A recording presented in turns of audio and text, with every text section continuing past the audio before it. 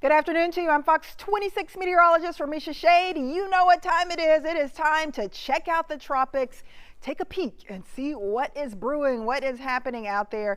Thank goodness for Houston and the rest of Southeast Texas. Things have calmed down since we were slammed by Hurricane Beryl last month on July 8th. So it's been almost a month since that ferocious hurricane rolled through, and many of you out there in the area are still trying to recover. So I just want to give you an overview of what's currently happening in the tropics and let you know if we have any additional tropical trouble heading our way. Let me give you an overview of what's happened so far this season. Of course, we have gotten through June, we've gotten through July, so we're in month 3 of our 2024 hurricane season for the Atlantic Basin, and we've had Alberto, which was a tropical storm that made landfall in Mexico. Of course, Beryl, which at one point was a Category 5 hurricane, but of course, as it hit Houston on July 8th, it was a Category 1 80-mile-per-hour hurricane and produced a lot of damage, even at a Category 1 strength. Of course, we had Chris, which was a brief tropical storm that made landfall in Mexico, and we had Debby, which of course over the last few days brought a ton of rain to Florida, Georgia, and it's still dumping rain across parts of the Carolinas and into Virginia. That one made landfall in Florida as a Category 1 hurricane right around the Big Bend. So the next name on the list would be Ernesto. Fortunately, right now, it doesn't appear that we have Ernesto developing, but of course we will keep a close eye on things as we go through the remainder of this hurricane season. I want to show you where we do have some problems, some trouble right now. This is a live view of Myrtle Beach, South Carolina, and things are not looking great here. You can kind of see the camera getting whipped around by the wind. We've got the waves that are pretty big, and we've got the rain coming down. And there are still a few folks out there, at least there were a few folks out there right along the beach trying to get in a little bit of a workout, or maybe just look around to see what's going on. But it looks like there may be some police officers out there trying to clear things out because conditions are not safe out there right now. That was Myrtle Beach. And they're currently under a flood warning, currently under a tornado watch, and a tropical storm warning. So you certainly don't want to be out when you have all of those alerts going on. You can clearly see that counterclockwise rotation from Debby, which is still a tropical storm. It's actually gotten stronger since yesterday, up to around 60 miles per hour at this point, and it is expected to make another landfall as we go into tonight because it did move offshore. It was able to tap into some of that warm Atlantic water, acting as fuel to help it to grow and strengthen, and it is back up to a fairly strong tropical storm with 60-mile-per-hour winds. So you can see it spinning here, bringing those rain bands to a big chunk of that South Carolina coast. Notice Myrtle Beach right there. Very heavy rain there, and that extends up into Wilmington as well. Charleston still right in the middle of all of this inclement weather. Not only do we have the risk for the heavy rain, flooding, strong wind, of course, the deadly, dangerous rip currents, but we've also got the threat for tornadoes, and we've got a tornado watch that does include Wilmington, also up towards New Bern and down around Myrtle Beach all the way through 10 p.m. tonight. So there's the potential for a few of those storms developing in some of those rain bands to start spinning. So we do have a severe storm risk here, and you can see where we have the biggest threat for that severe weather across parts of the Carolinas and up into Virginia. This is our severe outlook for tomorrow. That biggest risk for severe weather a little bit farther south of this right now, but tomorrow it shifts a little bit to the north as Debby makes landfall and starts to track farther to the north. So you can see some of those areas that will be impacted by a potential severe storm risk tomorrow, and that would be the Raleigh area and up into Richmond, Virginia. So we've got to monitor this closely because there are multiple threats across several states. As far as the flood threat, it remains pretty high. In fact, we've got a flood watch covering several states, extending from parts of southeast Georgia through the Carolinas, Virginia, even all the way up into parts of Pennsylvania.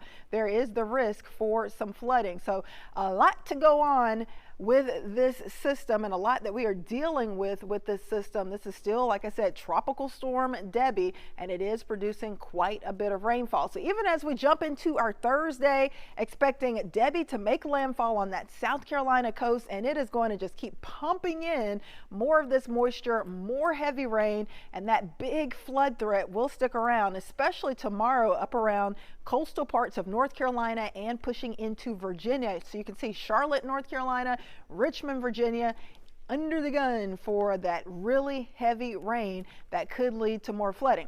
How much additional rain are we talking about? Well, this model is showing as much as 7, 8, 9, maybe 10 inches of rain, several inches of rain near Wilmington expected through Friday and areas north of Wilmington. So this is going to be a very big rainmaker. Flooding has already been really bad in this area, and we will continue to have that pretty high risk for flooding as we go through the next couple of days.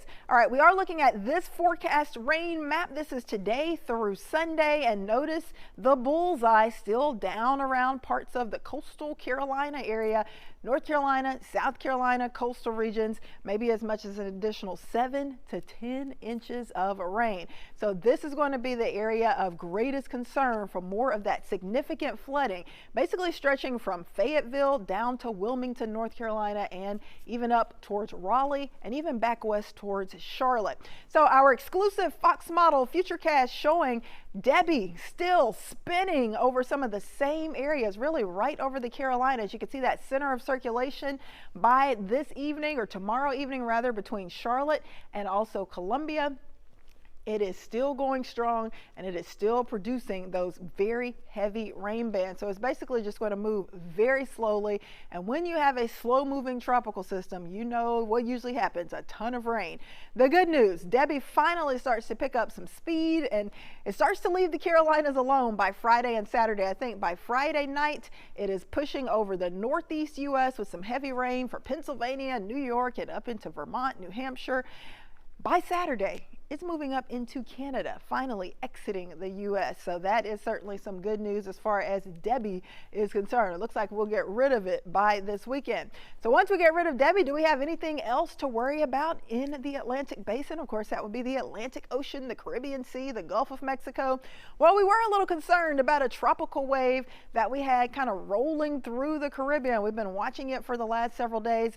However, today it's kind of starting to fall apart and look a lot less impressive. On this tropical satellite, you can see that area of showers and storms close to Central America, and it's not really doing that great in this current environment or current atmosphere. So this system has really gotten a lot weaker. In fact, the chance for any kind of tropical development has now dropped all the way to near 0% for the next 2 days, and a near 0% chance for the next 7 days. So it is very disorganized. It's where you see the yellow X there, the showers and storms, like I said, getting close to Central America. Still a very low chance, if it were to survive, that it would push across the Yucatan Peninsula and into the southwestern Gulf of Mexico, likely by this weekend. But now the chances of survival have dropped to 0% from 10% earlier today. So really, it looks like the National Hurricane Center thinking this system likely will not survive. And even if it did, even if it pushed into the southwestern Gulf, there's a big area of high pressure right over the state of Texas that would keep it south of us. So either way, it doesn't look like we'll be impacted by what would be Ernesto if we did get another named storm.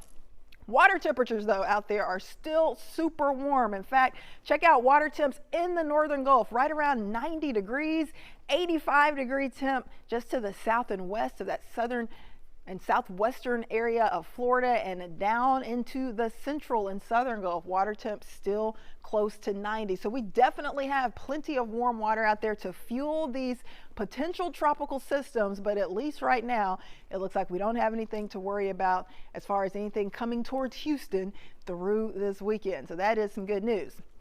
Here is some other news. Of course, we look closely at the forecasts that are put out by the Colorado State University researchers and forecasters, and they just issued yet another update to their tropical forecast or tropical outlook for the 2024 hurricane season. Now, back in July, of course, they did increase that number of named storms to 25, calling for 12 hurricanes out of those 25 named storms and 6 of those hurricanes to become major. Now, over the last 24 hours, they have put out another update to this hurricane season forecast. This is for the remainder of our hurricane season, which is through the end of November. The main thing to note here is that they did drop the number of named storms from 25 to 23. So this is actually a good thing. At least the numbers didn't go up. But even with them just calling for 23 named storms for the rest of the season, of course, we've already had 4. That's still way above average of the 14 named storms that we normally have, 7 of those becoming hurricanes and 3 typically becoming major hurricanes. So at this point, they are calling for 23 named storms, 12 hurricanes, and 6 major hurricanes. The reason they say for this update, dropping it a couple of numbers, is because of the fact that it would be really difficult to get that many named storms between now and the end of the season. But they're still saying it appears that it will still be a very active remainder of the hurricane season, especially as we get into September. So still a lot to watch, a lot to talk about. At least there's a bit of a lull in the action as far as anything coming our way, but we've still got a long way to go. We've got the rest of August. We've got the busiest month of hurricane season typically, which is September, and then we got to get through those last few months. Activity generally starting to decrease by then, but there is still a chance that something could pop up in the tropics and head our way. So still a lot to monitor. Right now we're looking good though in Houston. If you're still cleaning up from Hurricane Beryl, it looks like at least for now we don't have anything else from the tropics that will be heading our way. Well, that will do it for your tropical update for today. I'm Fox 26 meteorologist Ramisha Shade. Remember, even when things are quiet, always make sure you're ready to go. Make sure you're prepared. Make sure you have that hurricane emergency gear because you never know. Right now it's quiet, but things can change quickly. Stay safe out there and enjoy the rest of your day.